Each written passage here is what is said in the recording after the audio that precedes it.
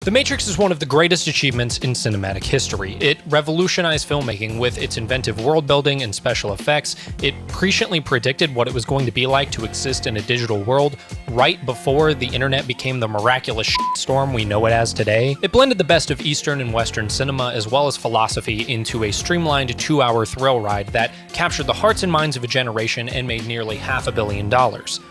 And also, horrible people loved it so much they based an entire language around it, and also a new Matrix film came out. Now the internet is really angry about it. That's right. Today we are going to be metatextually analyzing The Matrix, its impact on pop culture and filmmaking, as well as the new film Matrix Resurrections. But before I do any of that, I have to issue some huge warnings. The first one is going to be for spoilers, because I am going to be spoiling The Matrix, and pretty much the entirety of Matrix Resurrections. I'm only lightly talking about Reloaded and Revolutions, and also I'm going to be lightly talking about all of these properties, so if for some reason you haven't already been spoiled for any of this stuff, please leave now. Also, I'm going to give a content warning for sexism, racism, homophobia, and transphobia. If you feel that engaging with any of these topics puts you at risk of harm, please click away from this video now. Also, for some reason, I feel obligated to give one last warning that this video is going to be incredibly long-winded, sporadic, self-indulgent, and overly meta, because I don't know how the else I'm supposed to talk about this movie. Okay, so anyway, as I was saying, it's hard to imagine a world without The Matrix because,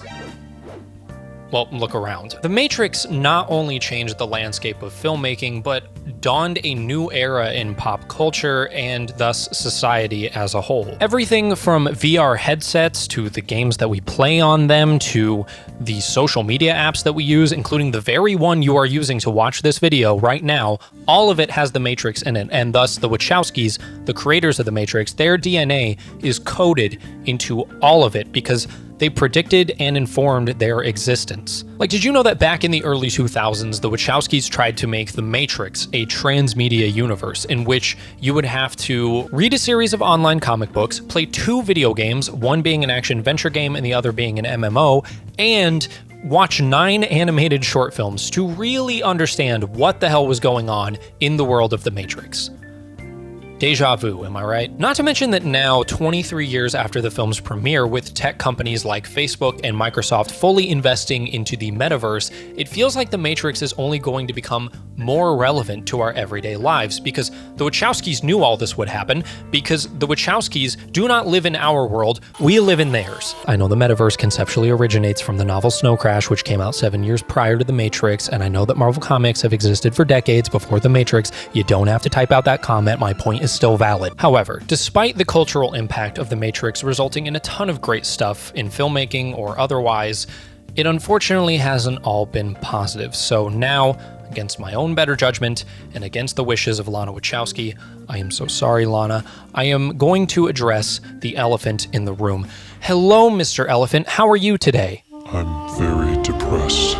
My species is endangered, some of us critically so.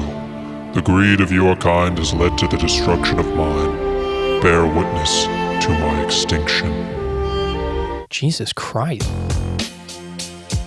Buckle your seatbelts, ladies and gentlemen. We are now diving straight into the pits of hell.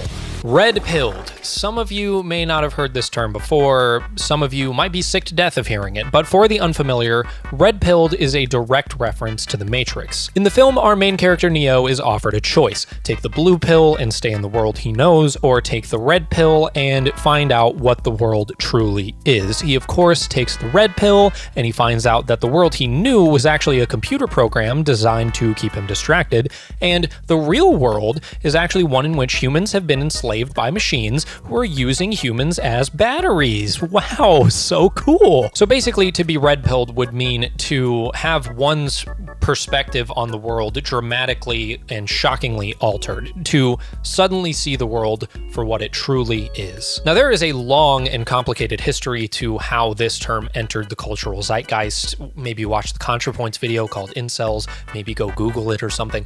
I don't know. I'm not going to explain it here, because for those of us who live on the internet, we are sick to death of discussing this. So to make a long story short, Redpilled was a term that originated from incels and the alt-right, who are groups of people who believe believe that hating women, minorities, and other marginalized groups is some sort of spiritual enlightenment. Even though, especially in America, it is just the foundation that we built upon and the narrow lens through which all of history has been viewed. The alt-right, incels, I'm not going to beat around the bush. They're awful. F them. But they do present an interesting case study because these people love The Matrix, or at the very least, they identified with it enough to basically formulate their entire language around it. And yet, The Matrix is a film that is written and directed by trans women. That doesn't make any sense. Why would the alt-right and incels love a movie that is directed by the people that they claim to vehemently hate? Why do incels also love Fight Club even though it is based on a book written by an openly gay man? Why do fascists like Star Wars? Or inversely, what did any trans person find resonant about Harry Potter even though it was written by J.K. Rowling, a person who wants to take their rights away specifically? What creates a cognitive dissonance between an artist's creation and the audience that it attracts? Well, in the case of things like Star Wars and Harry Potter and Fight Club and The Matrix, I think it all comes down to a word ending in I-T-Y. No, not that one, the other one. Universality, that being the concept in which something applies to all people in the entire world. And I think that these properties that I've mentioned have that kind of universal appeal. Have you ever hated your shitty job so much that you felt like doing something extremely violent? Fight Club. Have you ever hated your shitty life so much that you wish you could be whisked away to somewhere magical? Harry Potter, and Star Wars 2 for that matter. Have you ever thought that your entire shitty life was just a simulation? The Matrix.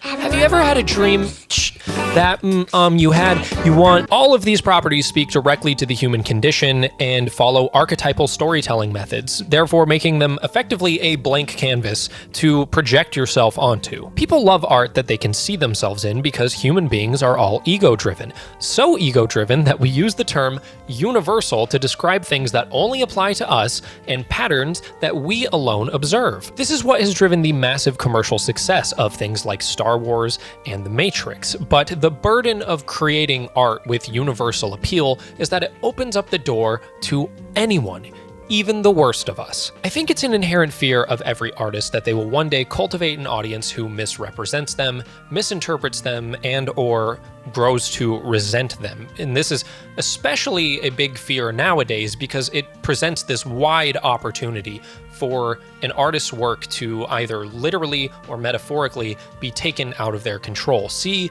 George Lucas's entire life story. Hell, at this point, I won't be surprised if Warner Brothers tries to reboot The Matrix again sometime within the next 5 years without either of the Wachowskis' involvement, and I'll tell you why. But before I do, we have to rewind the clocks back about 20 plus years. While many people will tell you that Jurassic Park is the film that changed movies forever, I actually slightly disagree. Not that I want to discredit Jurassic Park at all, because it is one of my favorite films of all time, but I actually think that the Star Wars prequel trilogy and the Matrix trilogy are the 1-2 punch that knocked filmmaking to where it is today. One, because they both push the boundaries of digital special effects to their absolute limits, and two, because fans and critics alike lambasted the prequel trilogy and the Matrix sequels for the better part of 2 decades. As technology progressed, not only did films drastically change in terms of aesthetics, but dissenting opinions about said films were much more easily accessible thanks to online forums. Eventually, thanks to social media's compulsion to pull every last thought out of your head,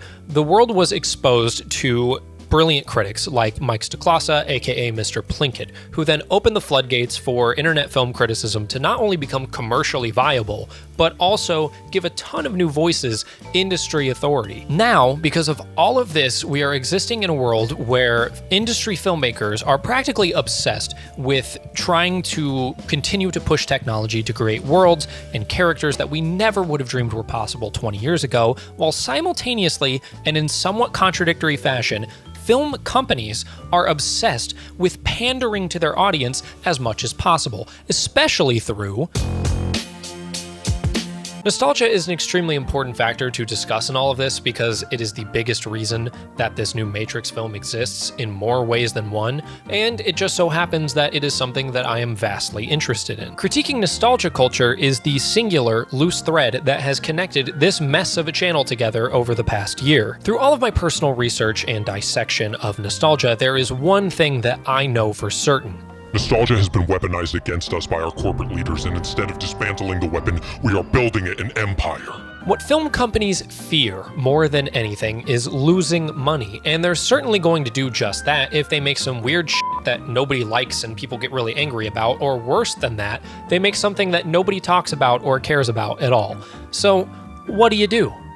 You make something that you already know everyone will love. Dr. Christine Bacho, who has studied nostalgia for over 30 years, describes nostalgia as a pro-social emotion, meaning that it helps bond humanity together through shared experience. Or in corporate speak, it means you're about to make a ton of money. The problem with using nostalgia as a marketing tactic is that it pretty much sets everyone up for disappointment, especially if the thing that you are marketing, the thing that people are nostalgic for, is something that is universally appealing. The things that companies are now quickly finding out are things that Dr. Christine Bacho probably could have told them years ago. Stuff like human memory is extremely fallible, and also nostalgia is a bittersweet emotion. It's sweet because we're remembering the best times, the good times of our life. The bitterness comes from the sense that we know for sure that we can never really regain them. They're gone forever. There are many bitter realities we are now facing as a result of the nostalgia-driven reboots and remakes that are constantly being shoved in our face. One of the biggest ones being, we're never gonna recapture our childhoods. I'm sorry, it's just not gonna happen. They could make the exact same movie, the exact way that you want it, and you're never gonna be 10 again. It's like the Ship of Theseus problem, but for movies. The reality that I find most daunting is that the nostalgic media that we make now will one day become nostalgic for the children of today who grew up watching said nostalgic media, and if we don't present any new ideas, we're gonna be stuck making and talking about the same shit over and over and over and over. These bitter realities are causing a lot of anger in film fans everywhere, and where better to express your vitriolic, unfiltered anger than on the internet? People are commenting everywhere that this new Matrix sucks. It's fine. I don't care. You don't have to like it. For the record, I don't think it likes you either. But if there's one comment that I hate, that makes me angry, that makes me feel insane, that I keep seeing everywhere, it's the comment that I hate movies nowadays because I go to a movie to be entertained, not lectured to. The hypocrisy in this comment is baffling and endlessly irritating because it's like they don't even realize that in and of itself, that comment is lecturing filmmakers on how to make a film. People love to tell artists what their art really meant nowadays, especially since any voice can become influential or authoritative due to the power that the internet has granted us. And those authoritative voices can easily be directed at artists because they all have Twitter. And when an artist tries to assert their own identity into a piece of work that was once universally appealing, especially if it's one that people are nostalgic for,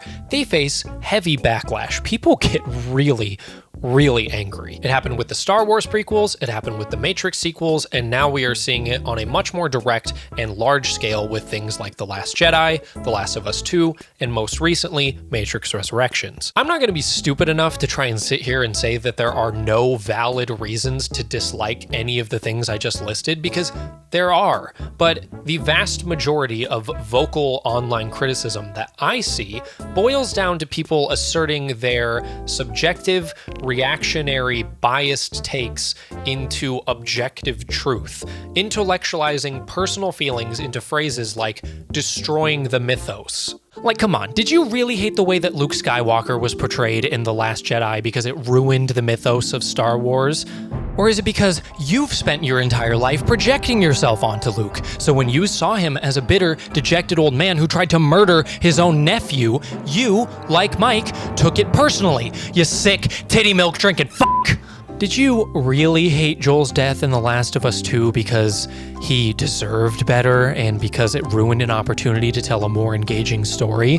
Or is it that you spent the entire previous game both literally, physically, and emotionally becoming Joel, so when he dies unceremoniously and you're reminded of all the awful things that you did, and by extension, you did, then you took it personally. You felt like the developers hated you and that they wanted you to feel like you were a bad person for liking him in the first place. Do you really hate the Matrix sequels because deconstructing the Chosen One narrative ruins what made the first film so great? Or do you hate them because if Neo's not the super special guy, then that means you're not the super special guy? These are extremely loaded and rhetorical questions that I will not be giving answers to for an obvious reason.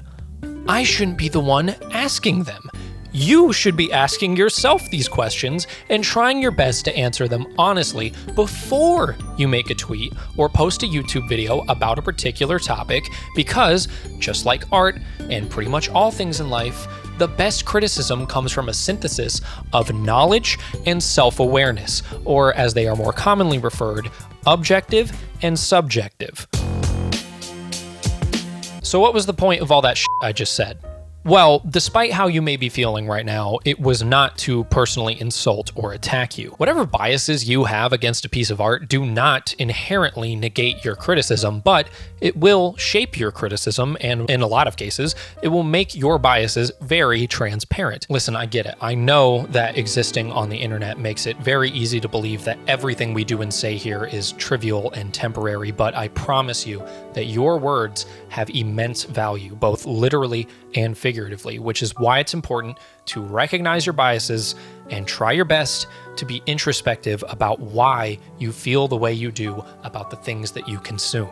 Unfortunately, a lot of people watch YouTube videos like this one to relieve themselves of the burden of having to reflect on or articulate their own feelings. We're getting to a point now where people are interpreting art based more on other people's interpretations than on the art itself, which is why it's important when you make a video like this that you actually think about the things that you want to say in it, that you're not just spewing reactionary takes. People deserve better. Don't you think that it might just be a little bit hard to, in good faith, make a YouTube video giving legitimate, nuanced criticism of a piece of art if you have a strong ideological bias against the people who enjoy it or against the art itself? I'll admit it, I'm finding it pretty difficult right now, if it wasn't already obvious to you. Hence why I've tried vehemently over the last year to repress my urge to just bluntly say how I feel about something, and instead just trying to make it very clear to everyone that everything I say here is subjective. I like to think that it makes my videos a little bit more inviting, you know, or as we could phrase it, universally appealing, but the problem with that is that it invites in a lot of people I do not want to be around. A lot of times when somebody subscribes to my channel, if they have their subscriptions publicly listed, I am narcissistic enough to like to browse and see who else they're subscribed to.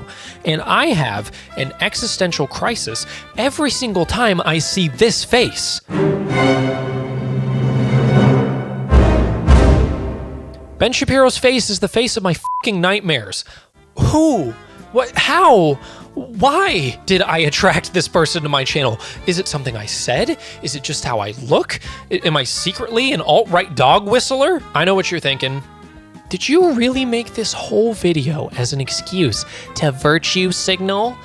Well, kinda, but not really. The main reason that I'm talking about my fear of Ben Shapiro subscribers is because, get ready for this, I used to be an incel. 10 years ago in 2012, directed by Roland Emmerich, before the language of Redpilled or Chads, or even, I didn't even have incel to call myself. The only word I had to express myself was friend zone. Lo and behold, I made a Call of Duty commentary called The Friend Zone Sucks, which was the most popular video on that channel at that time. Let's listen to what amazing introspective insight I had to say. Most girls I see on Facebook always complain, my boyfriend was such a douche.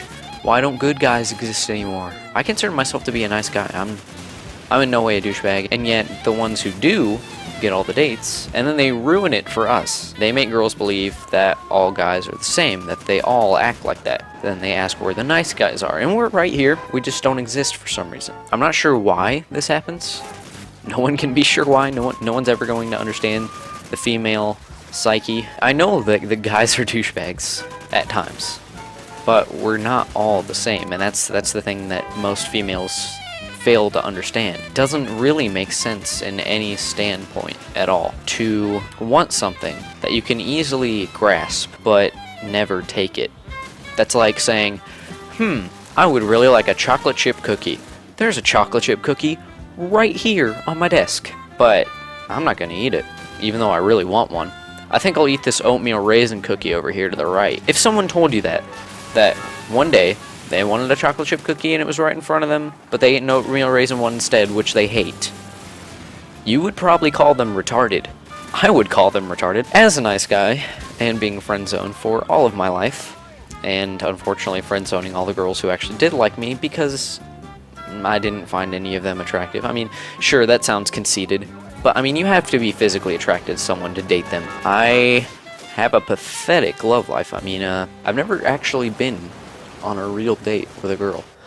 Also, there was the time that I made a video called Why Minecraft Sucks on a different channel, got 100,000 views and 1,000 subscribers, and let's hear what wonderful criticism that I had of that game. Completely overrated in every way. Pointless, useless, stupid, useless, terrible, completely stupid, pointlessly stupid, pointless, stupid, this deep ending that's supposed to make you think, when really it's just a bunch of pointless bullshit that you have to sit there and read. So stupid. There was no point, no purpose, no point. It's just stupid. Some really insightful stuff. So yeah, the reason that I fear Ben Shapiro subscribers and the reason I constantly criticize bad faith reactionary YouTube critics is not because I am above all of it. It is because I was once you.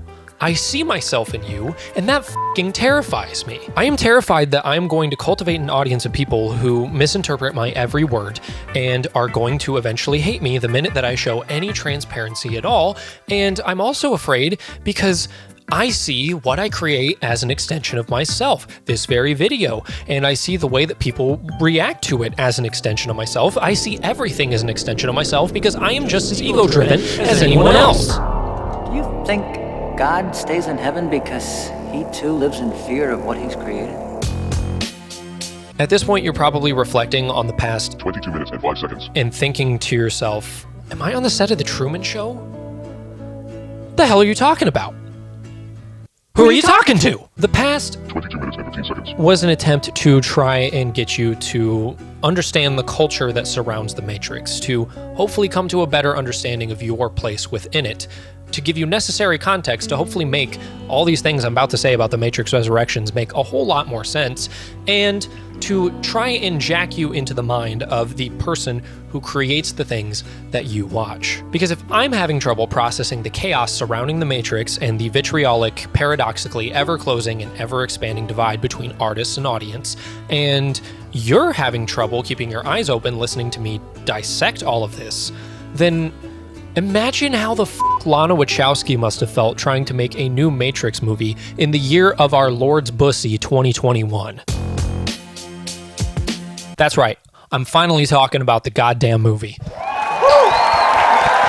Believe it or not, that seemingly endless rant that I just went on was basically an encapsulation of what it is like to watch The Matrix Resurrections, because more than any film that I've ever seen, and maybe more than any piece of media I've interacted with besides maybe like, I don't know, Eminem's Encore, this film is contending with and trying to rationalize its own existence. It takes into account everything that I just talked about and more, and it is essentially trying to ask the same question that interviewers endlessly asked Lana Wachowski, which was, why a new Matrix movie? Why now? Whoa, The film and the experience for nostalgia in the film is comforting, but I think it's also confrontational in the sense of what is nostalgia. Yes, it can give comfort, but it can also ask questions.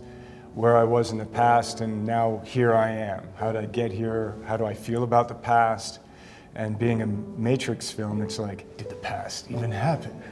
But some of the questions in the film of is your nostalgia, memory, what is it contextualizing is, and especially being a Matrix film, was it real? What did it mean? And it deals with the past and the present also in a kind of age aspect. Having said that, it should probably be extremely obvious to you right now that I thoroughly enjoyed the movie and that I am extremely biased in saying that. The Matrix Resurrections aligns with my worldview probably more than any other film I've seen, to the point where it literally mirrors beat for beat a story I wrote years ago called Escape from 99. I'm not saying I'm suing Lana Wachowski, I'm just saying I don't need to make that movie anymore. It's already been made. What is there to be mad about? And seeing the reaction to this film made me realize that a screenwriting career is probably not in my future. But is The Matrix Resurrections a good movie?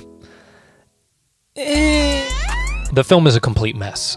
A beautiful one, but it's still a complete mess. Even I am able to see that. The pacing takes a nosedive after the first hour and basically doesn't pick up again until like the last 20 minutes. The action sequences sometimes reach Transformers levels of geographical incomprehensibility.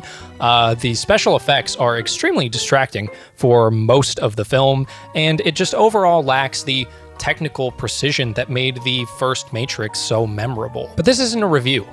Just know that I love the film in all of its faults, of which there are many, and that this is a metatextual analysis. This is not a review of the film. It's not looking at it critically. I'm just breaking down this film and analyzing the film through the lens of everything that I just talked about. This means I'm going to have to forgo a lot of my favorite minor details, like the fact that the new city is named Io, which has a double meaning, one in computing and the other in Greek mythology, or the Nemazine, I think is how it's pronounced, is the name of the new ship, which has a meaning in Greek mythology, or the fact that the game company that Neo works with is called Deus Machina, which ends up coming to play at the end of the film when Agent Smith actually is a Deus Ex Machina, but I'm getting ahead of myself. Where should we start? I guess let's just start with the big question. Why a new Matrix film? Why now? So what do we know about this new Matrix movie? Well, we know that Warner Brothers wanted to do it with or without the Wachowskis' involvement. We know that Lilly Wachowski opted out of being involved because she thought that the entire concept would be regressive. And we know that the entire concept of the story was born from Lana Wachowski, very unfortunately, going through some very tragic circumstances. Something really hard happened in which both of my parents got ill. Also, a good friend also died in this very short period, a friend of my wife's, and it was just this constant grief. And my dad died, then his friend died, then my mom died. I didn't really know how to process that kind of grief. One night I was just crying and I couldn't sleep, and suddenly my brain just exploded this whole story. And I couldn't have my mom and dad, and I couldn't talk to my mom.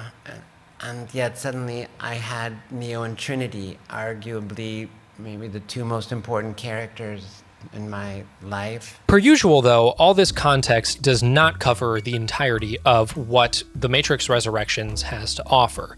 The Wachowskis have kind of always struck me as the people who are more interested in your interpretation of their work than they are in attempting to explain their work to others. They completely declined to do press for The Matrix Reloaded and Revolutions, and did very minimal press for Resurrections. As far as I know, they have never released a commentary on any Matrix DVD or Blu-ray or for any Matrix film at all. In fact, for every Matrix box set released since 2008, the Wachowskis instead decided themselves to include two different commentaries, one being from a set of philosophers and the other being from a set of critics. The philosophers spend the whole time of all three movies musing on the different philosophical concepts that are presented in The Matrix, while the critics spend the entire time like nitpicking the first movie and then just endlessly talking shit about the next 2 movies, which is such a confident move from the Wachowskis. I respect it so much. It is basically the greatest flex in the history of cinema. So in that same vein, I'm just going to give my musings on The Matrix Resurrections. I'm not going to assert anything that I have to say as gospel, it's just my interpretation. Also, I've only seen the film twice, keep in mind, so I'm sure I'm going to miss a lot of little details, but I feel like I've picked up on a huge chunk of things that this film has to say. Also, this is going to be a bit of a mess because this is a film that's kind of hard to keep track of, and so as a result, I am not really sure where to start. I guess I'll just start with the fact that every character in this film is either a stand-in for Lana Wachowski, or a stand-in for a different member of the audience, and sometimes a stand-in for corporate speak. Neo in this film is in a very different place than we last left him because he's alive, but also because we're kind of seeing him in a different place in his life than we've ever seen him in a Matrix film before. In fact, I'd go so far as to say that Neo is a completely new character in this film because he's basically just a complete stand-in for Lana Wachowski. Yeah, basically Neo is Lana Wachowski. He is the creator of the Matrix trilogy, who is now being forced to make a new Matrix.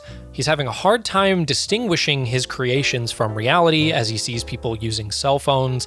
He uses a VR headset at some point, and he feels as though his whole life is a simulation, much like how the Wachowskis must feel looking around at all of this. Neo also lives in a reality not unlike our own, where people who are angry about their favorite video games and movies can easily endanger the lives of their creators.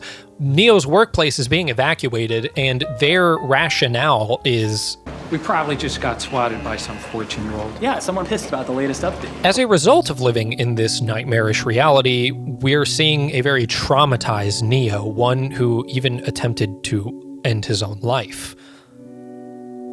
Can we get a health check on Lana Wachowski? Are you okay? Are you okay? Neo is constantly surrounded by endless interpretation of his work because nobody can let the Matrix go, and he is seeking therapy from somebody who is attempting to recontextualize everything that's happened to him. You converted elements of your life into narrative. There's nothing wrong with that. It's what artists do.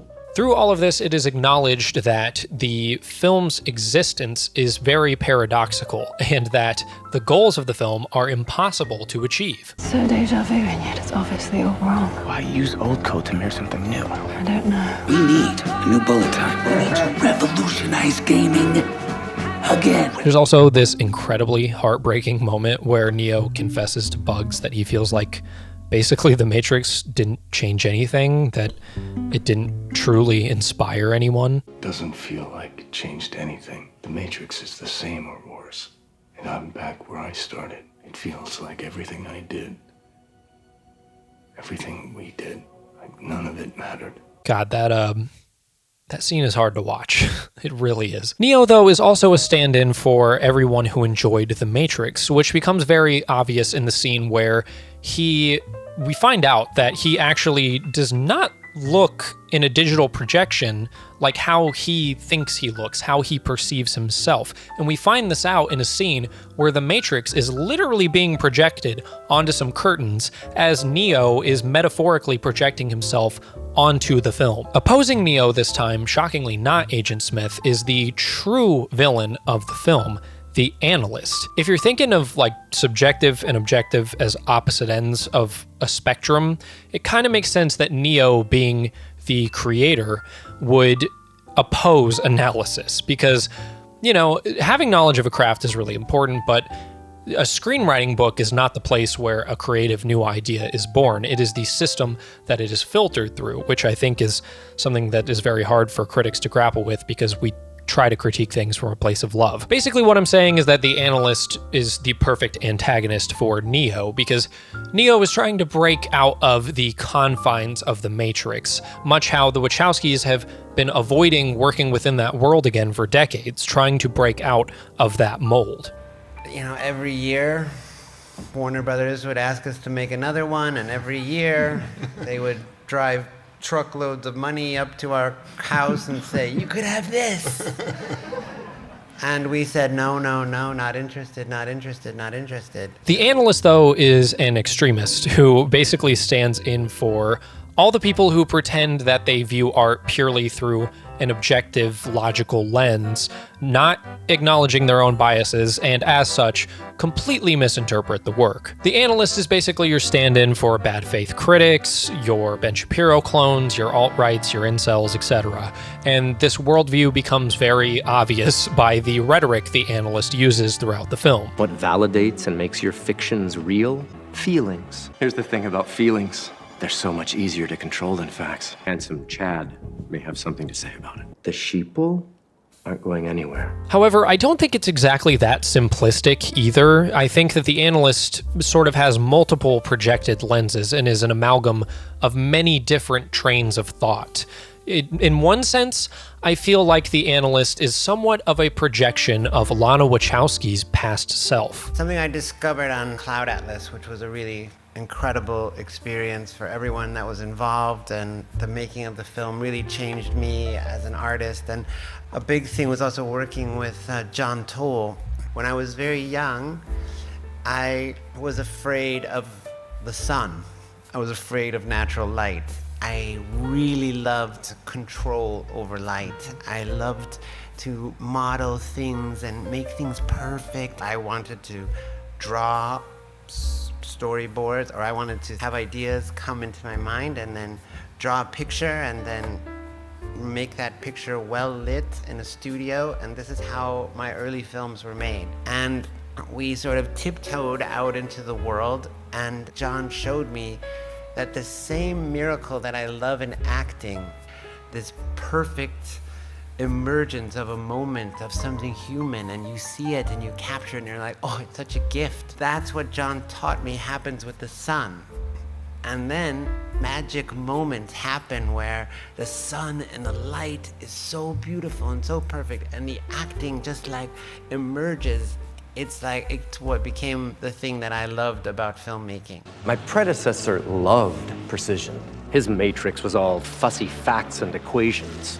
He hated the human mind. And on top of that, the analyst may also represent the over-analytical impulse that I think all creatives have, the part of yourself that tells you everything you make is garbage, and the part of yourself that can make creativity feel like a delve into madness, which is very much explored through the new Morpheus, who is half Morpheus, half Agent Smith. The two opposing forces that, of course, help define Neo as a character, and as such, sort of help define what the world of the Matrix was. In other ways, the analyst is basically a corporate stand-in, and instead of just trying to butcher this myself, I'm just gonna let Frank Zappa talk for me here. Remember the 60s, that era that a lot of people, have these glorious memories of, which they really weren't that great those years. But one thing that did happen during the 60s was some music of an unusual or experimental nature did get recorded and did get released. Now look at who the executives were in those companies at those times. These were cigar-chomping old guys who looked at the product that came and said, I don't know, who knows what it is? Record it, stick it out. If it sells, all right. We were better off with those guys than we are now with the supposedly hip young executives who are making the decisions of what people should see and hear in the marketplace.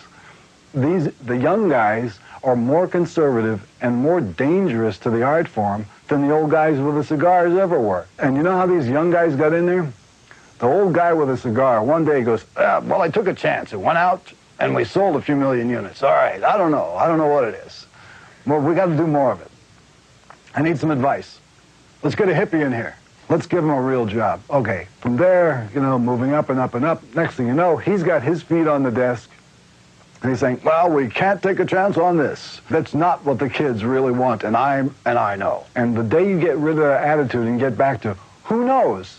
Take a chance. Even if you don't like or understand what the record is that's coming in the door, the person who is in the executive chair may not be the final arbiter of taste of the entire population. I think this is a very apt comparison, especially since the analyst keeps referring to the Suits, which I can safely assume is supposed to be Warner Brothers, and it seems like he's very closely aligned with them, and it seems that he has a very good grasp on what the audience wants to see from this movie. One of the most prevalent criticisms of the original Matrix film, and even of its two sequels, was the love story between Trinity and Neo. It wasn't really well fleshed out or properly explained, and as such it seemed kind of forced. This, analytically, is the weakest link of the entire film. So if you were going to remake The Matrix, it would seem pretty obvious to just say, well, just throw out the love story. Just don't even put it in there. So, of course, that is exactly what the analyst does. Every sim where you two bonded, let's just say bad things happened. As long as I managed to keep you close,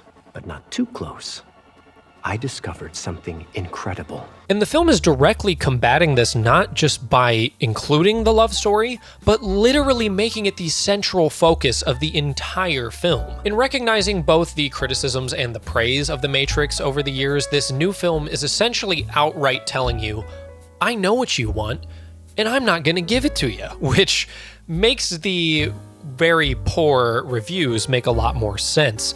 You know, it's telling you, I know what you want. I know you want more of the same. I know you want well choreographed action sequences. I know you don't care about this love story. I know that you want the people versus the machines. And it's not giving you any of that, and it's doing so on purpose. I don't think it's refusing these indulgences, though, just to piss you off, which it seems like that's what a lot of people got out of it. I think the reason that it is doing this is it is attempting to reconcile with some of The Matrix's biggest flaws, one of which being that The Matrix had a large hand in creating the filmmaking landscape that we live in today, where it's just endless, mindless action sequences and committee think tanks. The Merovingian goes on a huge rant about this. Art, films, books, they were all better. Originality mattered. Yet conversation, not this beep, beep, beep, beep, beep, beep. I didn't mean to have this water bottle sitting there. That was not product placement. But I think the biggest flaw of The Matrix that this film is attempting to grapple with the most is the fact that The Matrix, as its own contained film without the context of any of its sequels, is kind of hypocritical and, dare I say it, problematic. Yeah, we're using all the buzzwords here today. Now, from a pure storytelling experience, The Matrix does work as a standalone film, but thematically, it is hypocritical because it is at once trying to break our preconceptions of the world, but really all it's doing is reinforcing our current worldview. One in which everything is polarizing and binary. You got men and women, good and evil, you got true and false, and black and white, but more aptly blue and green. This is something that is constantly brought up in The Matrix Resurrections. For one, the game that Neo is working on at the beginning of the film is literally called binary. But beyond that, it is constantly being reinforced through the dialogue, especially surrounding the choice between the blue pill and the red pill. Within the first 15 minutes, Bugs presents Morpheus with the blue and red pill and blatantly explains that the choice is not as obvious as it is presented. You call this a choice? Oh, honestly, when somebody offered me these things, I went off of binary conceptions of the world and said that there was no way I was swallowing some symbolic reduction of my life. And the woman with the pills laughed because I was missing the point. What point? The choice is an illusion. I'm not saying that a movie about good versus evil is inherently wrong. There's a reason why it's a pillar in storytelling and has been for hundreds of years. It's just that it's a very limited perspective and isn't really reflective of the real world at all, which is a bit concerning when you're talking about a film as influential as The Matrix, a film whose ripple effects we are still seeing to this day. And now we're living in a world where corporations are pushing black and white narratives to constantly keep our emotion-driven, primal instincts engaged, and it's having a major impact on the world around us. This isn't a conspiracy theory. Frances Haugen, the Facebook whistleblower, has proven that Facebook themselves knows this to be true. The consequences of how Facebook is picking out that content today is it is optimizing for content that gets engagement or reaction. But its own research is showing that content that is hateful, that is divisive, that is polarizing, it's easier to inspire people to anger than it is to other emotions. Turns out in my Matrix, the worse we treat you, the more we manipulate you, the more energy you produce. It's nuts. And the best part, zero resistance. People stay in their pods, happier than pigs in shit. As a direct result of social media's divisive nature and the power that it has given the individual voice, we are now seeing waves of bots being used to constantly harass people and even influence world politics. They use bots now skinned as normal people, which means they're everywhere and you never know who to trust. Kush here is one of my handlers. They're everywhere. Far more effective just to saturate a population. And bonus, swarm mode is sick fun. Basically, the great hypocrisy of that first Matrix film alone is that it is telling you to free your mind, but is just reinforcing binary thinking. And you can't really be thinking freely if you're not willing to break your conceptions of the world. And so if you're thinking in binaries, you're not thinking freely. You're thinking like an agent of a system, which is exactly what Agent Smith says in The Matrix Resurrections in his monologue to Neo. Binaries that form the nature of things. Ones and zeros, light and dark, choice in its absence. Anderson and Smith. This all comes to a head in the conclusion of Smith's arc, where he very unexpectedly aligns himself with Neo during the final battle and shoots the analyst in the face like 50 fucking times, and then caps it off with this very brilliant line of dialogue. You know the difference between us, Tom? Anyone could have been you, whereas I've always been anyone. Neo wasn't the chosen one. He was the one who chose. We all have the ability to disregard binaries and our preconceptions and really look at the world in all of its intricacies, in all the things that comfort us and terrify us, and still choose to act compassionately and with love in our hearts. That is a much more inspiring message than being born into greatness. I'm sorry, it just is. So of course, what stops the analyst's constructed world? It's love and unity. In the real world, there are many wonderful human beings who love the Matrix, and this film shines a spotlight on them very directly and beautifully through the crew of the Nemezine, even their more jaded leader, Niobe, and even through Sati, who herself may also be a vessel for Lana Wachowski. The analyst discovered his betrayal and had my parents purged. Not a day goes by that I don't grieve them. Each of them unifying with the Synthians to create miracles and peace. People who, just like all of us, saw themselves in the Matrix. All I ever wanted was to be as fearless as Trinity. Their allyship helps Neo and Trinity escape from the Matrix and reunite, and really, that's all that matters. That's what the Matrix is really about. It's about love, unification, not division. And this is the internal struggle that the entire film is trying to convey, that the rebooting the Matrix, the very existence of this film, is opening the floodgates for misinterpretation all over again, and is potentially dangerous and harmful to the characters that we have grown to love, the characters that Lana Wachowski herself proclaims are the most important characters in her life. It was immediately comforting to have these two characters alive again. And it's super simple, and you can look at it and say, yeah, okay, these two people die, and okay, bring these two people back to life, and oh, doesn't that feel good? Yeah, it did. And it's simple, and this is what art does, and this is what stories do, and they comfort us, and they're important. But, the story evolved, and I told my wife the story, and she said, oh my God, you have to make it, and I was like, Matrix can't go back there. Faced with returning to your pod or enduring Trinity's death again, what would you choose, Neo? I'll go back. Maybe I was afraid of this. Afraid of what might happen. Afraid of hurting the only person I ever loved. It's hard to deny the great feeling that Lana Wachowski describes, that just seeing these characters on screen again is, in a way, heartwarming. It's comforting. It's exciting. And it's kind of difficult to think about the world where The Matrix was rebooted without the Wachowskis' involvement, because in that case, there is a very distinct possibility that Neo and Trinity would not have actually been in the film, at least not portrayed by Keanu Reeves and Carrie-Anne Moss. I think the film is suggesting either that the Wachowskis own the rights to Neo and Trinity as characters, or that Keanu Reeves and Carrie-Anne Moss are just so closely aligned with the Wachowskis that there's no way they would have been in it without them. After you escaped, he should have accepted his losses and evacuated Trinity. But that would have prevented this extraordinary opportunity that now exists before us. You tried to activate the failsafe. The suits tried. Obviously, without control of your source code, I knew that was impossible. And yet, through all opposing forces and against all odds, Neo and Trinity find liberation through Lana Wachowski's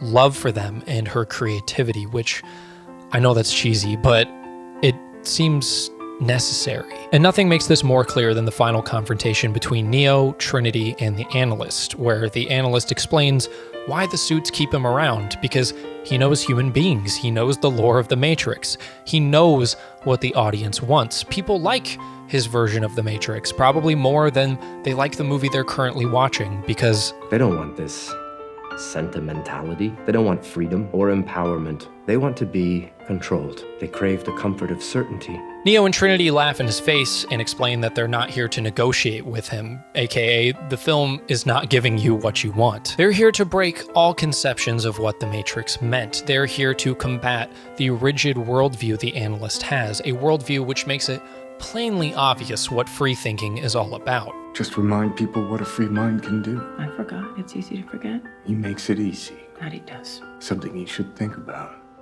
Neo and Trinity thank him, and thus thank the portion of the audience of which he represents, for their monetary support, which gave them the ability to remake The Matrix. You gave us something we never thought we could have. Another chance. Trinity and Neo hold hands and fly away, the credits roll, and a terrible Rage Against the Machine cover plays because f*** you. So I guess what I took away from the film more than anything else is that the only way we are going to combat these rigid systems, Hollywood or otherwise, is by sharing our good ideas and expressing our truth to power through love, compassion, unity, and creativity, which, yeah, it's corny.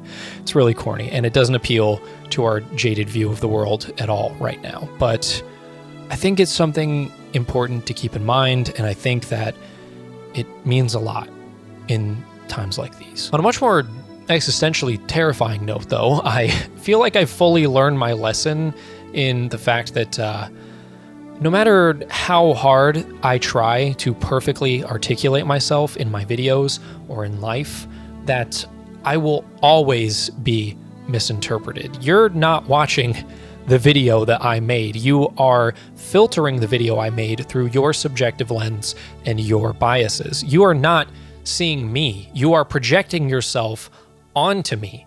You're not hearing my words.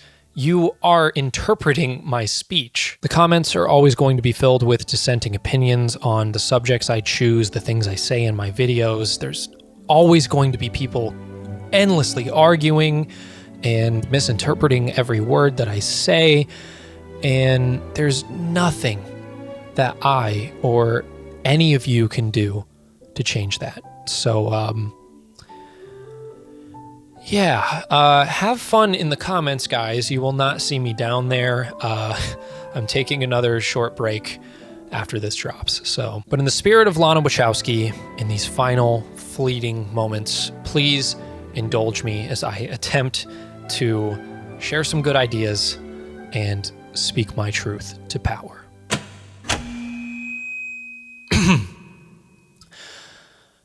Maybe we should be as critical of ourselves as we are of the movies we watch, and maybe we should emotionally invest ourselves as much in real human beings as we do in fictional characters. Just a thought. God damn it.